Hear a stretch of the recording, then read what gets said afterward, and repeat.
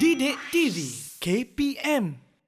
Persilakan. Okey, kita pergi pada soalan contoh untuk bahagian A lah. Ya. Beberapa soalan dan bagaimana kita nak tarik jawapan daripada penyataan soalan-soalan berkenaan. Okey. Okey, kita pergi kepada soalan yang pertama dulu. Okey, soalan ni dia aras dia lebih rendah. Okey, di mana calon kalau kita tengok tu Raja 1 menunjukkan 2 bikar air R dan S yang dipanaskan menggunakan plate pemanas. Okey, kalau kita tengok sini kita boleh nampak maksudnya calon SPM kita boleh tengoklah dia punya dari segi jisim air berkenaan di mana kedua-duanya dan yang kita nampak tapi tak diberitahu iaitu jarum dia ni. Okey, jarum ni menunjukkan apa? Adakah menunjukkan jisim ataupun menunjukkan masa dan sebagainya. Okey, yang tu kita tak tahulah sebabnya dia tak bagi label lagi. Okey, yang pertama dia kata apakah unit SI bagi haba? Okey, sebab dia beritahu situ plate pemanas, maka dia menghasilkan haba. So bila menghasilkan haba, unit SI bagi haba satu sajalah iaitu joule. Ataupun J. Boleh ke bagi J ni? Bukan Chris MJ yang J. Okey, joule tu dia punya nilai apa ni ayat penuh dia lah, perkataan penuh dia joule ataupun calon SPM kita boleh jawab J saja, sebab J tu merujuk kepada joule. Faham? Jadi dapat satu markah. Itu yang kata tadi satu kataan joule ataupun satu huruf dapat satu markah. Okey, kita tengok bahagian 2. Berdasarkan pemerhatian pada Raja 1, nyatakan satu faktor yang mempengaruhi muatan haba. Apa yang mempengaruhi dia? Gambar tadi kita tengok. Iaitu kita tengok tadi jisim yang berbeza. Betul yang saya highlightkan tadi 100 dengan 200. Ya. So jawapan dia adalah jumlah bahan, isi padu bahan ataupun jisim bahan. Okey. Dia sebut jisim. Kadang-kadang bila sebut air ni dia sebut isi padu. Pun boleh, tak ada masalah, dia bukan salah lah. Okey, apabila air dalam kedua-dua bikar mendidih, suhu air itu tidak meningkat. Okey, mendidih, suhu air tidak meningkat. Kenapa? Di sini dia bagi 2 markah. Terangkan mengapa. Itu yang kata saya tadi gabungan dua ayat. Sebabnya satu, dia kata kedua-dua bikar mendidih, suhu tidak meningkat. Maksudnya haba masih lagi diberikan tetapi suhu dia tidak naik. Dia maintain kat situ je. Kenapa? Satunya adalah tenaga haba diserap yang ni. Sebab tenaga haba masih lagi diberi, digunakan untuk mengatasi daya tarikan antara molekul. Bermaksud haba tu diserap, apa yang berlaku kepada daya tarikan dia akan jauh. Itu yang menyebabkan dia mendidih bila dah waktu tu. So di sini satu ayat lengkap tetapi 2 markah. Satunya di sini dan satu lagi untuk apa? 2 markah. Jangan ingat satu ayat tu boleh dapat 1 markah saja. Kadang-kadang dia gabungan nama dia. Okey, seterusnya kita tengok namakan tenaga terma yang terlibat. Bila sebut tenaga terma yang terlibat, tenaga apa? Dia adalah haba pendam. Okey, di sini dia akan panggil muatan haba tentu. Tetapi di sini sebabnya merujuk kepada B, bila kita sebut saja suhu tidak meningkat, maka dia ada 2. Satu haba pendam, satu lagi haba pelakuran. Pendam tu diserap, bila pelakuran tu dia bebaskan. Tengoklah 2 tu macam mana. Okey, tapi dari sini melibatkan haba pendam tentulah. Okey, haba pendam sahaja. Okey, yang bahagian D, semangkuk air panas diletakkan di dalam bilik. Okey, selepas beberapa minit, suhu air panas itu berada dalam keseimbangan. Apa yang dimasukkan dengan keseimbangan? Contohnya kita ada air panas.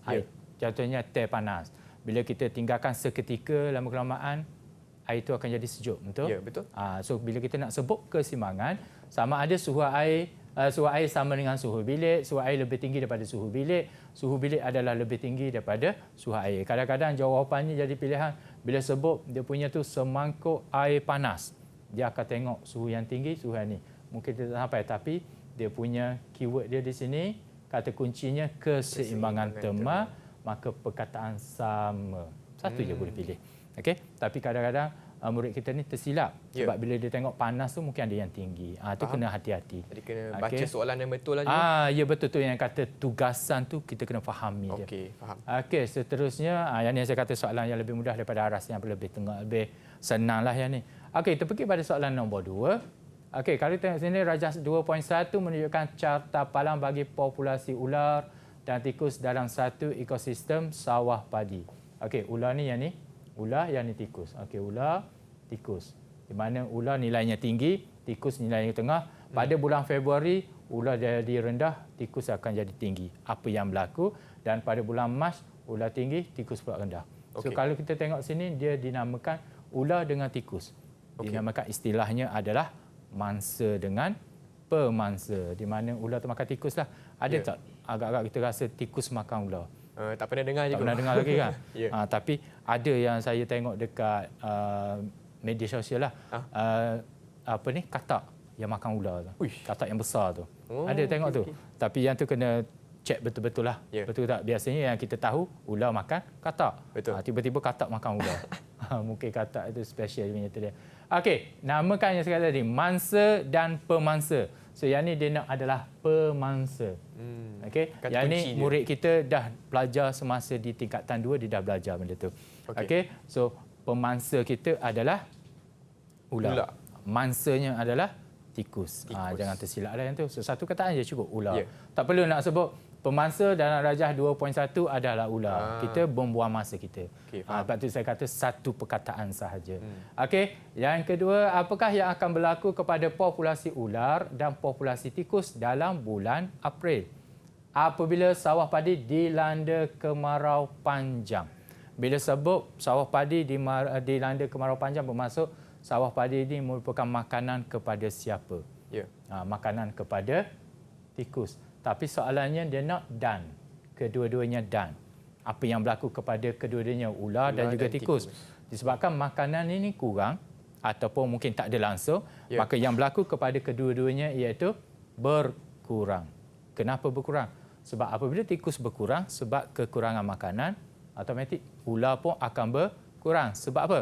Sebab tiada makanan. So dia punya penerangan dia, tikus berhijrah keluar ataupun mati. So berhijrah keluar, kenapa dia istilah kita panggil berhijrah keluar? Sebab dia mencari makanan di luar. Ataupun dia mati sebab kerana sumber makanan dia berkurang. Ataupun sumber makanan dia tidak ada langsung. Faham. Maka menyebabkan dia berkurang je lah. Yang ni dia mati. Kita tak boleh jelaskan apa yang berlaku tu. Kedua-duanya mati. Yang tu dia memberitahu penerangan. Dia tak memberitahu dia punya naik atau turun jumlahnya. Yang tu kadang-kadang yang ni dia mungkin confuse sikit lah. Seterusnya, ular dapat mengawal populasi tikus tetapi berbahaya kepada keselamatan pesawah. Betul. Kalau ular tidak dapat cari makanan, maka dia ingat manusia itu adalah makanan dia. Maka nyatakan satu kaedah kawalan biologi yang lebih selamat. Apa kaedahnya? Kaedah selain kita guna ular, biasanya kalau dalam sawah padi kita guna burung helang hantu ataupun burung helang. Burung helang ni mungkin agak sukar sikit kan. Tapi yang biasanya burung hantu lah makan tikus. Burung helang tu dia dalam satu kawasan dia seekor je lah. Dia tak boleh ramai lah. Nanti dia bergaduh sama sendiri. Burung helang tu mungkin boleh lah. Okey, seterusnya kita pergi pada bahagian B. Rajah 2.2 menunjukkan satu aktiviti pembangunan tanah. So kita tengok gambar di sini. Yang menunjukkan tu maksudnya pokok-pokok tu ditebang. Tujuannya adalah untuk pembangunan tanah. Pembangunan tanah sama ada untuk pertanian ataupun untuk perumahan. Itu dia kita panggil dia bersihkan kawasan berkenaan. Tetapi kesan dia tu apa? Kalau kita tengok kita akan tahu kesannya apa. Okey, kalau tengok sini, terangkan satu aktiviti menyebabkan kesan seperti yang ditunjukkan. Okey, di sini soalannya ada perkataan terangkan satu. Maka kita bagi satu aktiviti dan kita terangkan aktiviti berkenaan lah. Contohnya, aktiviti apa? Pembalakan tidak terkawal atau pembukaan tanah untuk pertanian. Dan kesannya adalah akan berlaku hakisan tanah ataupun tanah runtuh ataupun banjir berlaku. Yang saya buat slash ni, mana-mana jawapan tu boleh diterima. Bukannya jawapan murid kita calon-calon jangan ingat, kena buat semua. Tidak, salah satu slash. Kita buat hakisan tanah, full stop situ. Dan menyebabkan, atau kalau nak buat ayat penuh, pembalakan tidak dikawal akan mengakibatkan hakisan tanah. Akan dapat 2 markah. Kalau nak buat ayat penuh lah. Kalau nak buat ayat 1 je, pembalakan tidak terkawal. Hakisan tanah berlaku. Boleh, cukup. Tapi yang penting tu satu aktiviti. Satu aktiviti yang di atas ni. Pembukaan tanah untuk apa? Yang tadi kita dah tahu pembukaan tanah atas yang saya beritahu untuk pertanian ataupun salah satu saya beritahu tadi untuk perumahan. Faham. Maka akibat apa hakisan tanah mungkin akan berlaku. Dan cadangkan 2 cara untuk memelihara kawasan yang ditunjukkan. Apa yang kita perlu buat? Dah kita potong pokok semua, kita nak kekalkan kawasan berkenaan, maka kita perlu Salah satunya kalau yang murid kita belajar perlu tanam semula ataupun perlu jadikan dia hutan simpan supaya tidak diceroboh oleh pembalap-pembalap haram dan sebagainya. So, untuk mengelakkan benda inilah hakisan tanah runtuh ataupun banjir. Yang kita tak nak banjir lah. Okey, banjir dia boleh memusnahkan kita punya fasiliti kita dan sebagainya lah. Okey. So cadangan ini adalah penanaman semula pokok-pokok. Okey.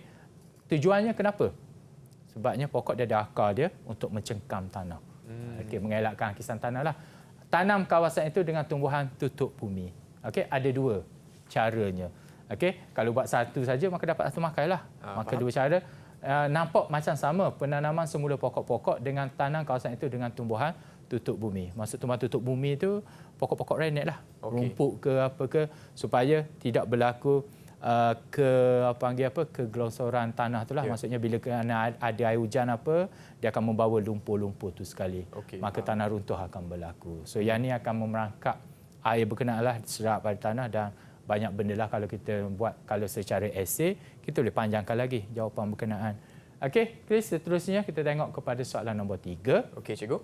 Okey, yang tadi dua tadi adalah soalan untuk disiplin kita panggil biologi. Okey. Okey, yang ni kita tengok disiplin untuk fizik. Ya betul, Chris. Okey, darjah 3.1 menunjukkan sebuah kereta yang berjisim 600 kg mengalami kerosakan. Abu perlu menolak, Abu yang ni tidak merujuk kepada siapa-siapa lah untuk soalan saja. Okey, merujuk untuk menolak kereta itu ke bengkel yang berada 50 meter dari lokasi tersebut. So kita nampaklah cara dia tolak dan sebagainya.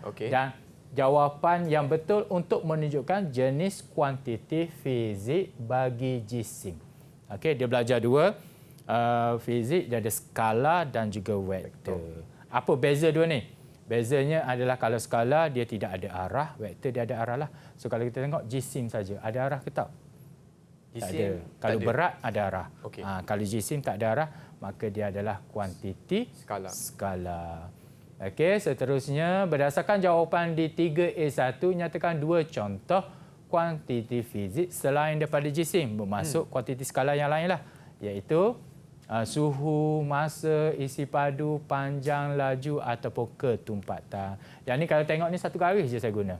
Okey. So calon kita tak ada masalah, dia boleh buat suhu atas, bawah, panjang pun boleh. Dia buat satu baris suhu dan masa, suhu dan isi padu, dia buat dan pun okey. Dia buat koma pun okey. Mana-mana boleh. Yang ni saya buat slash ni mana-manalah. Jawapan dia pilih dua lah.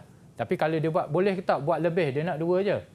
Saya buat lebih. Pastikan dia adalah kuantiti skala. Kalau dia bagi kuantiti vektor, maka dia akan jadi salah. Satu betul, satu salah, automatik dia akan jadi salah. Sebab dia bagi dua yang dia panggil apa? Tugasan dia tak sesuai. Jawapan tak sesuai dengan tugasan yang kita bagilah. Okey, untuk B, Abu meminta pertolongan Dolah untuk menolak kereta tersebut ke bengkel. Daya yang dikenakan oleh Abu dan Dolah masing-masing adalah 200 Newton dan 250. Maksudnya Dolah membantu tu dengan daya 250 dan 200 Newton. Tentukan daya tolakan yang digunakan ke atas kereta itu. Bila dua-dua menolak, maka kita tambah daya berkenaan, dinamakan daya paduan. Okey, tentukan daya tolakan, so tambah jelah 200 Newton tambah 250 dapat 450. Dua markahnya, satunya cara dia kira, dia letak saja. Dan satu lagi 450 tu dia punya calculation dia lah, pengiraan dia. Cikgu, Chris ada satu soalan untuk soalan sebelum ni yang nombor 2.2 yang ini betul. Kalau murid-murid hendak jawab guna slash, boleh tak cikgu? Guna slash macam cikgu buat ni. Suhu atau masa atau tu. Boleh dia guna, tak ada masalah. Kita setelah lagi kita tengok betul. Kalau atau istilah kita panggil dia, kalau dia bagi slash tu macam dia confuse. Soalan ni dia boleh pilih yang tu. Yang tu saya kata tadi, pastikan jawapannya merujuk kepada kuantiti skala. Dia boleh je buat slash, buat koma, buat tambah, buat dan apa semua, kita ambil satu-satu. Kalau dia buat ni suhu atau masa, kita nak dua. Maka kadang-kadang kalau saya di peringkat sekolah tu, saya pejam mata je atau tu. Maksud dia suruh kita yang memilih. Dia nak suhu ke atau masa. Jadi kita pejamlah mata tu sebab kita nak dua. Pejam untuk atau. Mungkin dia kadang-kadang masa tu dia dah terlalu nervous apa semua, tertulis atau apa semua. Okey, seterusnya kita pergi pada kereta tersebut masih tidak bergerak.